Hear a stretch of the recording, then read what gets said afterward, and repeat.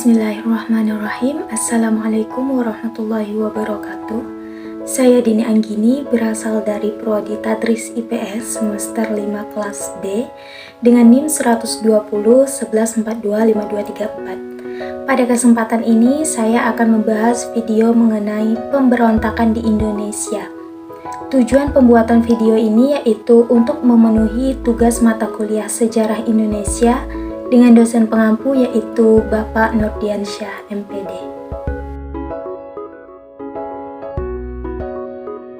Nah, sebelum membahas lebih lanjut, terlebih dahulu kita harus mengetahui apa sih itu pemberontakan. Nah, pemberontakan dalam pengertian umum adalah penolakan terhadap otoritas. Pemberontakan dapat timbul dalam berbagai bentuk, mulai dari pembangkangan sipil hingga kekerasan terorganisir yang berupa meruntuhkan otoritas yang ada. Salah satu faktor penyebab pemberontakan adalah sentimen kedaerahan, yang berarti perilaku yang terlalu mementingkan daerahnya sendiri tanpa mempedulikan pemerintah. Adapun pemberontakan yang terjadi di Indonesia adalah sebagai berikut. Pertama, yaitu pemberontakan PKI 1948. Peristiwa Madiun 1948 adalah sebuah konflik antara pemerintah Republik Indonesia dan kelompok oposisi sayap kiri yaitu Front Demokrasi Rakyat selama Revolusi Nasional Indonesia. Front Demokrasi Rakyat terdiri atas Partai Komunis Indonesia, Partai Sosialis, Partai Buruh Indonesia, Sopsi, dan Pesindo. Konflik ini dimulai pada tanggal 18 September 1948 di Madiun, Jawa Timur, dan berakhir 3 bulan kemudian ketika sebagian besar pemimpin dan anggota FDR ditahan dan dieksekusi oleh pasukan TNI. Khawatir dengan apa yang terjadi di Solo, para pemimpin FDR lokal di Madiun mulai merasa tidak nyaman dan mereka melaporkan hal ini kepada para pemimpin FDR di Kediri. Pada tanggal 20 September 1948, mereka menyatakan kesediaan mereka untuk berdamai dengan pemerintahan Indonesia. Sore harinya, Kolonial Djoko Sujono, komandan militer di Madiun, menyiarkan melalui radio bahwa apa yang terjadi di Madiun bukanlah kudeta, tetapi merupakan upaya untuk mengoreksi kebijakan pemerintah yang menggiring revolusi ke arah yang berbeda. Ia diikuti oleh Sumarsono, pemimpin awal pemberontakan. Sumarsono membuat pengumuman publik serupa bahwa peristiwa Madiun bukanlah kudeta, tetapi upaya untuk mengoreksi tujuan politik pemerintahan Hatta. Dalam upayanya meyakinkan pemerintah, pada tanggal 23 September, Amir Syarifuddin menyatakan bahwa konstitusi FDR adalah negara Republik Indonesia. Bendera mereka tetap merah putih dan lagu kebangsaan mereka tetap Indonesia Raya.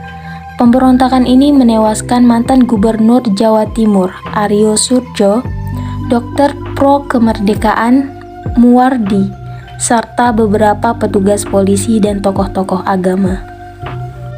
Pemberontakan selanjutnya yaitu pemberontakan DITII. Gerakan Darul Islam atau biasa disebut dengan DI adalah gerakan politik yang memiliki tujuan mendirikan negara Islam Indonesia. Nah, gerakan ini juga memiliki pasukannya sendiri yang bernama Tentara Islam Indonesia atau TII, sehingga kerap disebut dengan DITII. Di Indonesia, gerakan DITII ini merupakan salah satu aksi pemberontakan yang cukup sulit ditumpas karena tersebar di berbagai wilayah. Nah, pemberontakan DITII ini pernah terjadi di wilayah-wilayah sebagai berikut. Yang pertama yaitu daerah Jawa Barat. Penyebab terjadinya pemberontakan DITII di Jawa Barat itu dilatar belakangi oleh rasa tidak puas dari Kartosuwiryo terhadap kemerdekaan Republik Indonesia.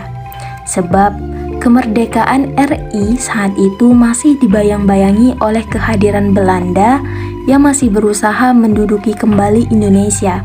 Terlebih setelah perjanjian Renville ditandatangani pada tanggal 17 Januari tahun 1948. Selanjutnya yaitu di Jawa Tengah. Pemberontakan DITII di Jawa Tengah itu terjadi sekitar tahun 1949 sampai dengan tahun 1950. Dipimpin oleh Amir Fattah. Memiliki alasan yang kurang lebih sama seperti di Jawa Barat. Amir Fattah dan masyarakat lainnya itu melakukan pemberontakan karena merasa tidak puas dengan perjanjian Renville, sebab perjanjian ini berdampak pada terjadinya persengketaan di wilayah Pekalongan, Jawa Tengah.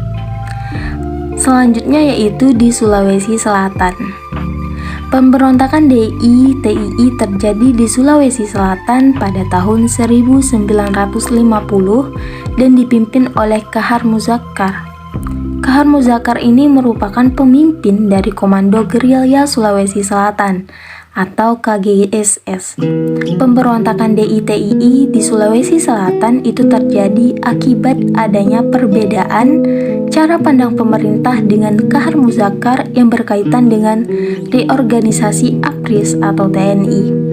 Sebagai pemimpin KGSS, Muzakkar menyarankan seluruh anggotanya itu mendaftar ke dalam Angkatan Perang Republik Indonesia Serikat atau APRIS. Namun, pada akhirnya banyak dari mereka yang ditolak menjadi anggota APRIS karena dianggap tidak memenuhi syarat. Selanjutnya yaitu di wilayah Kalimantan Selatan.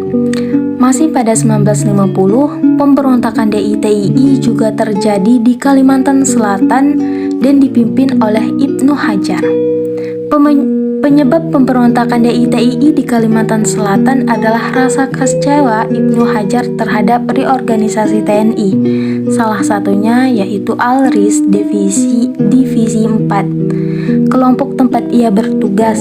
Sebab reorganisasi ini membuat beberapa anggota Al-RIS Divisi 4 diberhentikan karena dianggap tidak memenuhi syarat. Dari sinilah kekecewaan Ibnu Hajar bermula yang akhirnya membentuk pasukan gerilya sendiri bernama Kesatuan Rakyat yang Tertindas. Selanjutnya yaitu di daerah Aceh. Pada tanggal 20 September tahun 1953, pemberontakan DITII terjadi di Aceh dan dipimpin oleh Daud Bourah. Daud Bourah ini merupakan pemimpin sipil, agama, dan militer di Aceh. Pemberontakan yang terjadi di Aceh sendiri berawal dari adanya pernyataan proklamasi terkait berdirinya NII di bawah kuasa Kartosuwiryo. Pemberontakan ini baru berhasil dipadamkan setelah terbentuknya Provinsi Daerah Istimewa Aceh pada tahun 1962. Pemberontakan selanjutnya yaitu pemberontakan Republik Maluku Selatan atau RMS. Gerakan RMS ini diproklamasikan pada tanggal 25 April tahun 1950 dan Dr. Chris Soumokil mengklaim sebagai presidennya. Tujuan utama gerakan RMS ini adalah mendirikan negara merdeka dengan pemerintahan sendiri yang berdaulat. Pembangkangan RMS ditumpas oleh Tentara Republik Indonesia dan pemimpin pemberontak Soumokil ditangkap di Seram pada tanggal 2 Desember tahun 1962. Soumokil diadili di pengadilan militer di Jakarta, dijatuhi hukum mati dan dieksekusi pada tanggal 12 April tahun 1966. Selanjutnya yaitu pemberontakan APRA atau singkatan dari Angkatan Perang Ratu Adil. Ini merupakan salah satu peristiwa yang terjadi pada masa revolusi kemerdekaan Indonesia. Gerakan pemberontakan ini dipimpin oleh Raymond Pierre Westerling yang merupakan tokoh militer Belanda. APRA merupakan kepanjangan dari Angkatan Perang Ratu Adil yang berdasar dari mitologi ramalan Jayabaya yang berarti seorang pemimpin hendak bertindak adil dan bijaksana bagi rakyatnya. Latar belakang munculnya gerakan pemberontakan ini bermula di Bandung pada tanggal 23 Januari tahun 1950 karena hendak dibubarkannya negara bagian bentuk Belanda di RIS, Republik Indonesia Serikat yang kembali bersatu dengan Republik Indonesia.